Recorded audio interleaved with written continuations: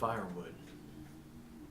Now, these poems, a lot of them, the early ones, were for the songs. I told you there was that band in Santa Cruz.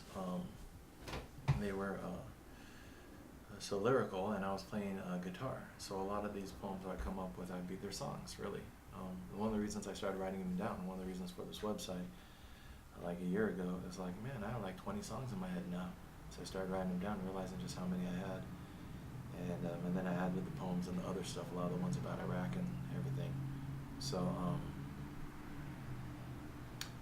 Firewood was one of the early songs I wrote, and it goes, so when I read it, I'll try to read it along with that melody. So usually there's not only the words, but there's a melody to it. So, break like a woman, cross the corner of my bed. Feel like a poor boy should. I got a sack of firewood. The evening's turning red. And if you can't forgive everything I've done, shake like a tambourine and just let your metal scream. I'll play the sorry one. Come sit beside me and I'll drive us to the snow. Feel like it might be good. I got a sack of firewood. Moon's about to glow. And if you're cold inside, hollow up my arms. Sing like an old guitar and just let your hardwood thaw. I'll play your harmony. Dance in the morning, cross the corner of my eyes. Feel like a poor man should. I got a sack of firewood.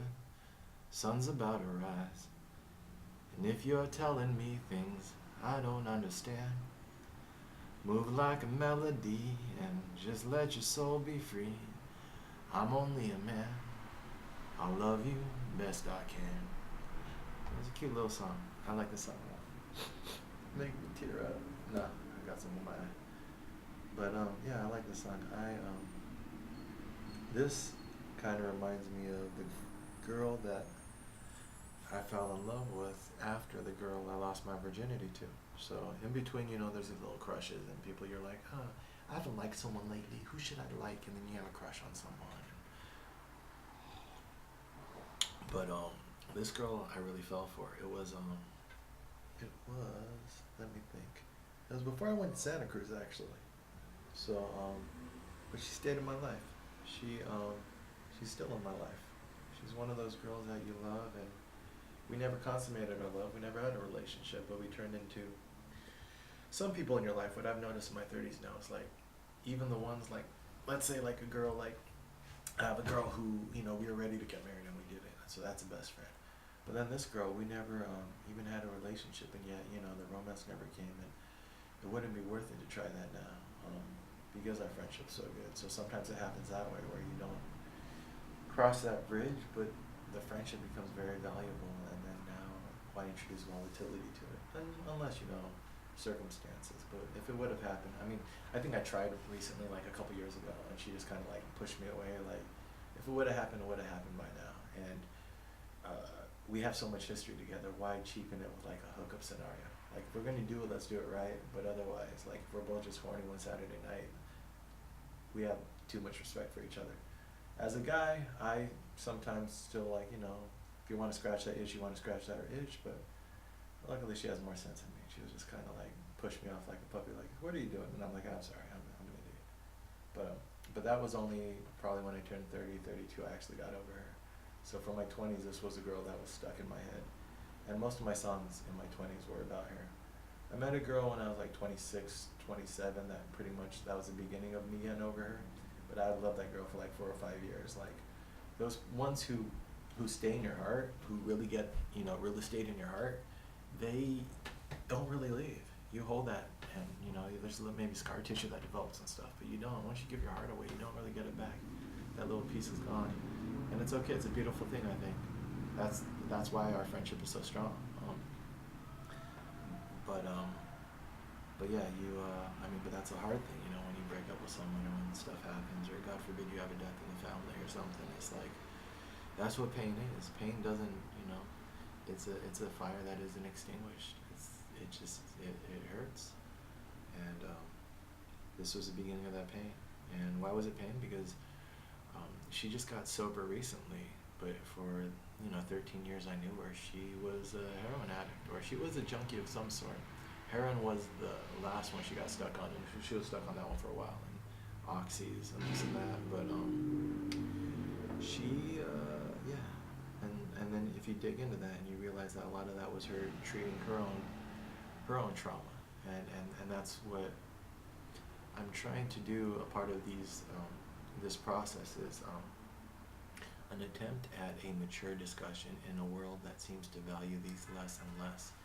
Our world seems to, we talk about like these long form podcasts and these long form discussions, but are we really digging deep into subjects? Like that's like what I'm doing in my life. Are we really going to examine the underlying issues and things, or are we using that long form just to stay superficial and stay emotional? I think that's one of my strengths, is that I've always valued this like slowing down and not being emotional, because I think I talk to my folks when I'm staying with them right now, it's because of the volatility growing up, and they're so volatile. That happens a lot when you have volatile parents. There's this quote, my dad was an alcoholic, that's why I'm an alcoholic. My dad was an alcoholic, that's why I don't touch alcohol. It could go both ways. And so my folks were emotionally volatile, but I think that helped me learn the importance of calm, and so I would help try to calm them down, and yeah, and they recognize that, and so I'm looking at my life and what is my skill set, what do I have to bring to the table, and that's something I think I have to bring to the table is emotional stability, maturity, and calmness. Not maturity, because I still have a lot of lessons to learn, but that's a part of the open transparency, the radical transparency. If I err, tell me, but where do I have to grow? Yeah, and you need that type of maturity and deep discussion, or that calmness, whatever, because the maturity is like a value judgment. So not mature, not immature, but like slow down to at least address a topic thoroughly. When we talk about addiction and we talk about love and the intersection between the two. And this poem is about a girl and my first involvement with that. And this also is what made it hard for me to reconcile that young love that I had, that girl that I lost my virginity to when she was coming back in my life every now and then.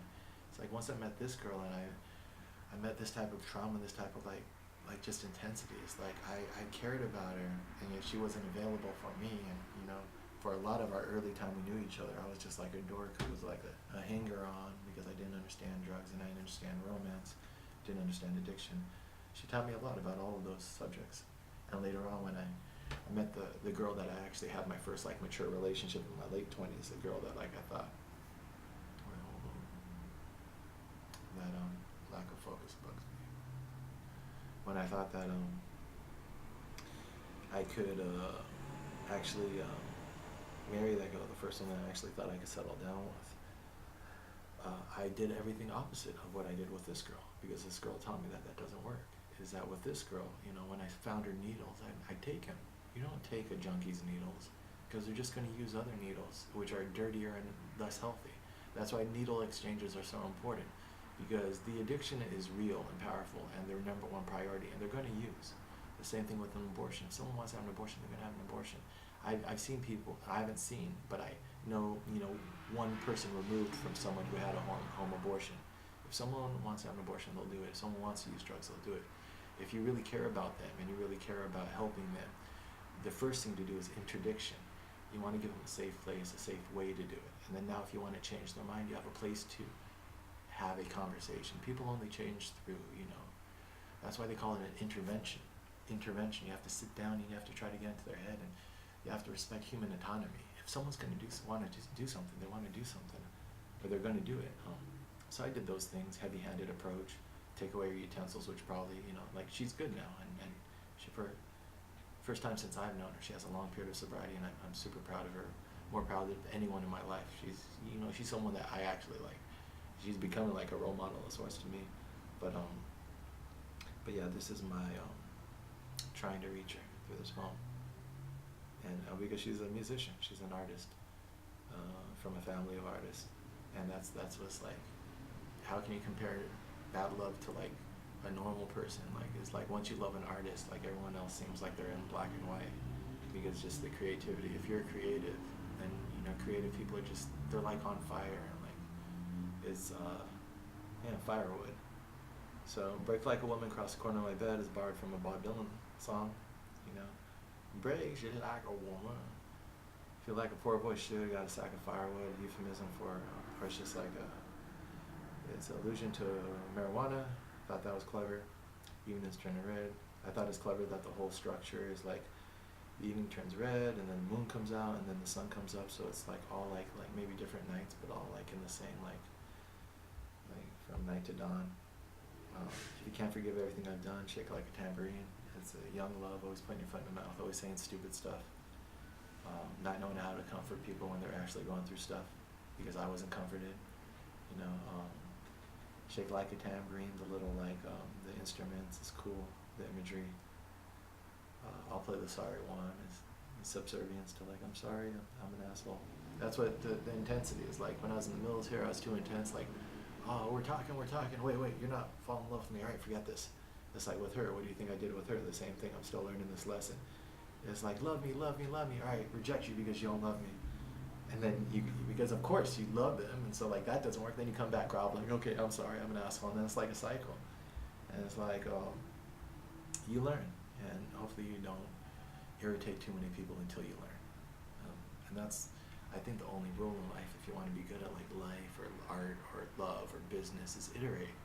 Be honest with yourself, be accountable, and iterate. Sincerity and honesty, I think, are the two biggest tools for developing character. Be sincere and be honest with yourself. So if you're sincerely an ass, or if you're sincerely an idiot, you'll correct yourself if you're honest. And then just also don't do like very drastic things. Don't sincerely, do like an outburst or a violent thing or something like that. So that would be the caveat. Be sincere, be honest, and don't hurt people. And then that's probably like, life isn't that complicated. There's a couple algorithms to live by. Everything else is just iteration, and character develops. And that's very different than people who feel like character and wisdom are prescriptive, that just get the right answers and apply the right answers. It's like they're trying to find a shortcut in life, and there are no shortcuts. It's that's why they call it developing character. Is you grow up, you go through shit, and then you face yourself, you face the past, you face the mirror. So I think these values are important values for us to try to maintain as we're facing a world that seems to be a little bit, make less and less sense. Let's see. Drive into the snow now. This is Inland Empire type talk. We go up to Big Bear, we drive to the snow. Pretty sure she told me, I met her up in Big Bear once. Cold inside the hollow of my arm. She's always talking about being cold. Skinny little girls, especially if they're on drugs, are always cold. She loved good guitar. I wasn't having the most sex. That landline's calling. I wasn't having the most sex at this point in my life, but cuddling is your like that emotional sincerity is what I was really striving for. Let's see. That's why I think people are when we have like these preponderance of porn right now, and like when you're young, and like when I was young, I talked about those Playboys that I had to liberate from my cousin's house that were given to me, and I was like, oh shit, like sexual experience. I'm not having it firsthand, but I'm gonna like find out what a female body looks like under all those clothes. But it's really, I think, a intimacy issue. Is that we're striving intimacy. It's like what I tell people that nowadays. How long are you having sex, and how long are you actually like playing with the person? It's like you're having sex for like a very small fraction of the time, as opposed to the intimacy, the foreplay before, even the dating and everything else, and then the sleeping after. And that's what we crave more than anything. I mean, the sex is the hydraulics and the pumping of the blood and the fluid and the, it's such a small part of the overall equation. And also, I mean, when you really feel that love, you really, sex is an amazing feeling, and you love sex, but you love the person, and you love, like, it's the completeness that you feel from a really good relationship and from love is from like the person and the connection and the dopamine in your head and like the addiction to the person, and that is holding them, That's where you get really the power of love. Um, Now, if you're holding them while you're having sex, now you have the best of both worlds, and that's where you're making love to someone as opposed to just fucking them. Not to say that just fucking someone isn't bad either. When you gotta itch that itch, you gotta itch that itch. Dance in the morning crosses the corner of my eyes. Feel like poor man should. Poor man should. Romanticizing poverty. Never had much. Never cared to have much. If you're telling me things I don't understand, I'm kind of like at the very beginning stages of my poetic tradition. I'm trying to have a little bit of humility. And I'm just a man. I'll do the best I can. And I think your art should always lead with humility. Because no matter how beautiful and great your art is, even if you think it's encompassing the whole world, and whatever you're talking about, this is a definitive word on this subject, there's still stuff you don't know. And the best artists and the best lovers are humble, right? Because that's how we correct ourselves. I think that's what this is